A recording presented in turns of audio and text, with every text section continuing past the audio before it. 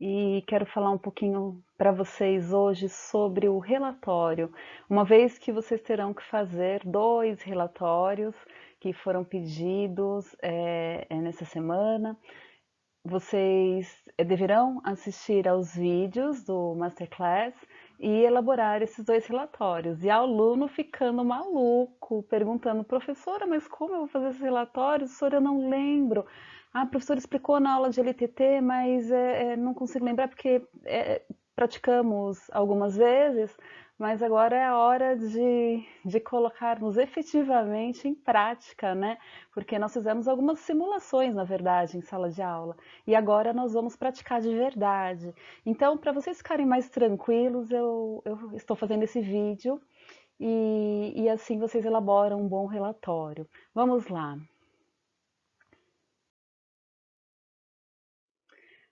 Primeiro, né, o que seria um relatório? Um relatório você vai descrever algo, então você vai descrever aquilo que você assistiu. Você vai contar um pouquinho do que você aprendeu nesses 2 vídeos que você vai escolher para relatar. Então, fazer um relatório é relatar, tá?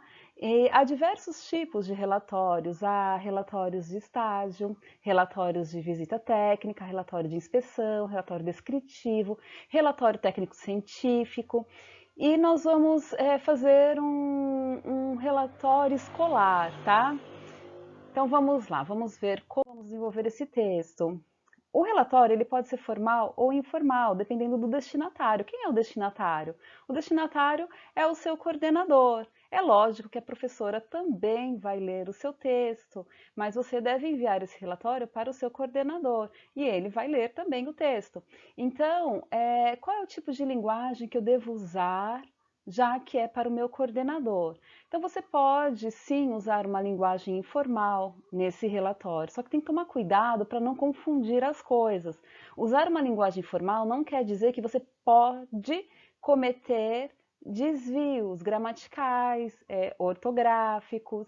Então, precisa tomar muito cuidado com essa questão, porque o seu relatório deve ser escrito conforme a norma padrão da língua. Então, todas aquelas regras que vocês aprendem em sala de aula, as regras gramaticais, elas serão postas em prática agora, no seu texto escrito.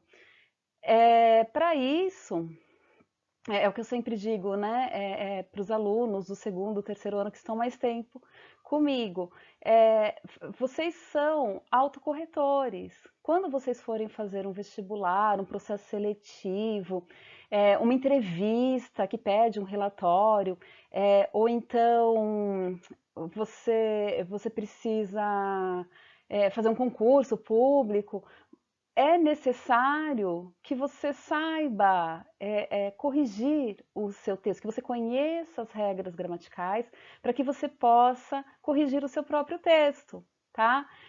Você precisa dessa autonomia, precisa buscar isso. Às vezes você se pergunta, mas por que tanta regra? Por causa do seu texto. Agora você vai colocar em prática as regras aprendidas em sala de aula. E como fazer isso, professora?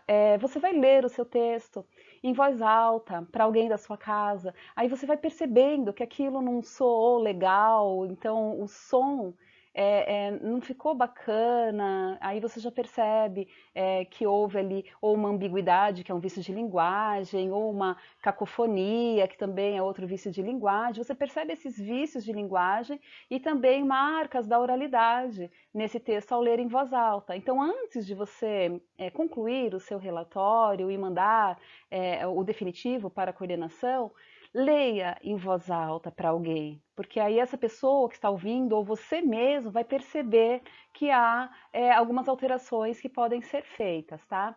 O seu texto ele precisa ser claro, então quem ler o seu texto, ele não precisa ler 2 vezes, ele vai entender na primeira vez que ler. Ele precisa ser conciso, você vai usar poucas palavras, você não precisa fazer uma infinidade de exemplos ou de comparações, tá? Não precisa, você vai colocar o que você viu de principal, ouviu de principal, assistiu de principal nesses vídeos, tá? Então, precisa ser conciso, né? Você tem 15 linhas apenas, então você não vai fazer um relatório gigantesco. E precisa ser objetivo. Então, o que é ser objetivo, né? Os dados que você vai colocar, já vou falar disso já já, os dados que você vai colocar nesse texto, são dados objetivos.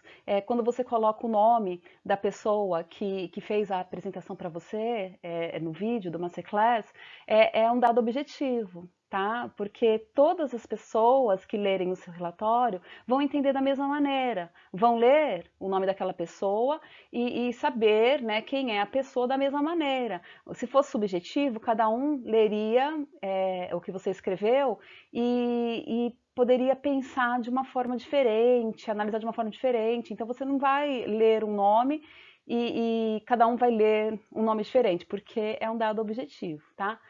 E ele tem que ser impessoal. O que é isso? Você não vai, nesse texto, nesse tipo de texto, no relatório, você não vai argumentar. Você pode sim colocar a sua opinião, principalmente no final, tá? Quando faz a reflexão, mas você não vai argumentar. Não é como o texto dissertativo argumentativo que você faz na prova do Enem ou um artigo de opinião, tá bom? Então, ele não é um artigo de opinião. Você não vai opinar, você não vai colocar um posicionamento seu ali no texto, tá? E ele deve, como eu já havia falado antes, ser escrito conforme a norma padrão da língua. Ótimo. Para o slide seguinte. Olha só o que você vai precisar fazer.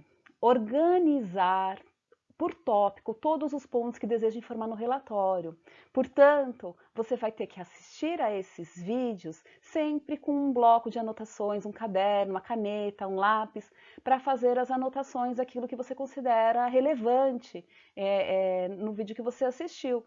Então, a organização é tudo no texto, na produção textual. Então, você precisa fazer um esqueminha para depois você desenvolver o texto, tá?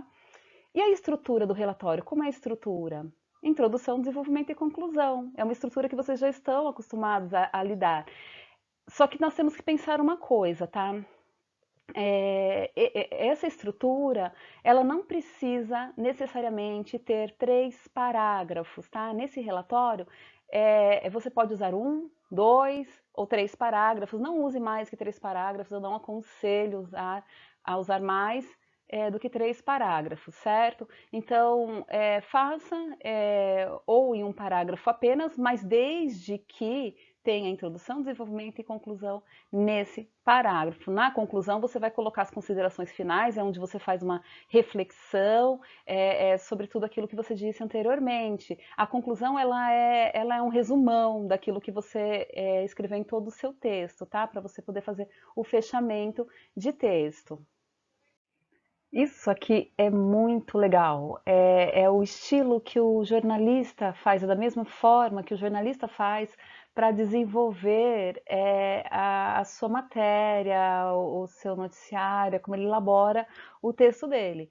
Porque tem que ser objetivo. Então precisa vir com informações objetivas. São aquelas informações que todos que lerem vão entender da mesma maneira. Então não abre, não dá a possibilidade para se interpretar de maneiras diferentes. Cada um que lê vai interpretar de uma maneira diferente. Aqui não vai acontecer por conta desses dados objetivos. Então são as perguntinhas que são feitas. Você faz essas perguntas, mas não precisa copiar a pergunta e resposta no seu relatório, que isso não é legal, tá, gente? Então olha só, quando? Então você vai começar o seu texto. No período de. Então, quando começaram essas aulas, né? Então, é uma semana de duração essas aulas do Masterclass. Então, no período de. Aí você vai colocar a data, até, né? Ou a. E você vai colocar a data em que o vídeo foi assistido por você, nesse período, né? Em que os vídeos foram assistidos.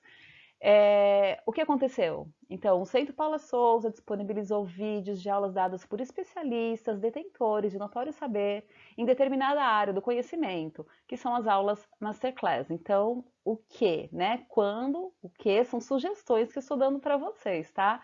De como vocês vão elaborar. Onde? Na plataforma virtual YouTube, divulgadas pela plataforma Teams. Quem? Aí você escolheu o vídeo que você assistiu, então houve um profissional que apresentou essa aula para você e você vai falar então desse profissional agora. Quem? Foi apresentado sobre primeiro o conteúdo que esse profissional apresentou, então, a área desse profissional, você vai colocar aqui a profissão dele e o nome dele em seguida. Para quê? A fim de expor o que ele expôs para você, né? Ele preparou esse conteúdo todo, ele apresentou para você, com qual finalidade? Então, você tem que responder essa pergunta também. Para quê, né?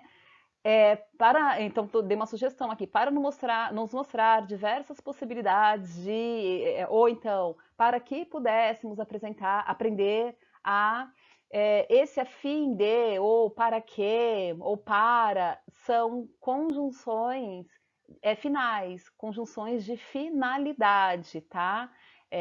Então, para que é a finalidade. E, por último, a reflexão, são suas impressões sobre o tema apresentado. Aqui é uma coisa mais sua mesmo, tá? É uma coisa do autor do texto. Então, você vai fazer um resumão de tudo que você disse anteriormente e é uma síntese mesmo, tá, gente? Não precisa falar muito, não. Tudo que você vai falar aqui é superficialmente, você não vai se aprofundar em nada nesse relatório. Então,